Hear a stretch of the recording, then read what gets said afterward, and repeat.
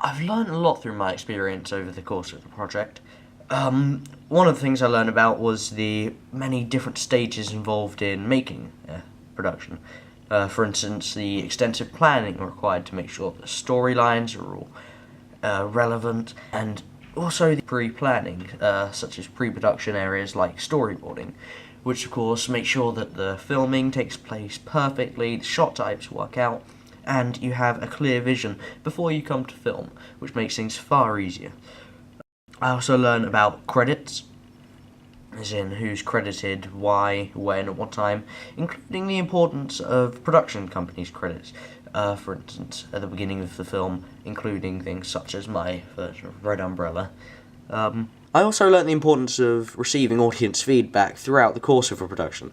Whilst I have my own vision of how I expect things to be, I don't necessarily know whether the target audience are going to enjoy it, and therefore by finding out their opinions, I'm able to know what works for them, what doesn't work, what would appeal, what would make them spend money going to see it or buying DVD, and therefore maximise profits.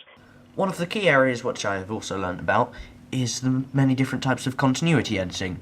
This was something we practiced in the preliminary task, and I feel that the practice then has greatly helped me during the course of the coursework. For instance, I learnt about the 180-degree rule. Now, this is something which, in the preliminary task, we actually got wrong. We broke the rule, and as such had to refilm it. This can be seen by the great continuity error of the changing of clothing. However, through doing this mistake, it actually made me far more conscientious of abiding by the 180-degree rule, and I made sure that when filming the discussion scene at the beginning of my coursework, I stuck completely to it to avoid any problems which would require refilming, and also just to make sure the scene is clearer. After all, the 180-degree rule is put in place so that the viewer feels orientated within the scene. The shot reverse shot side of continuity editing is something that we didn't actually use a great deal in the opening sequence. In fact, it was only really something we used because we had to, and I think it was only in about 3 shots. However, I still feel that the practice that it gave me meant I was far more confident. Shot reverse shot is, of course, when something is shown and then the face of the person looking at it is shown. It helps give the audience an idea of the reaction that's been given through the facial expressions of the person, and just generally helps to show the importance of something within the scene.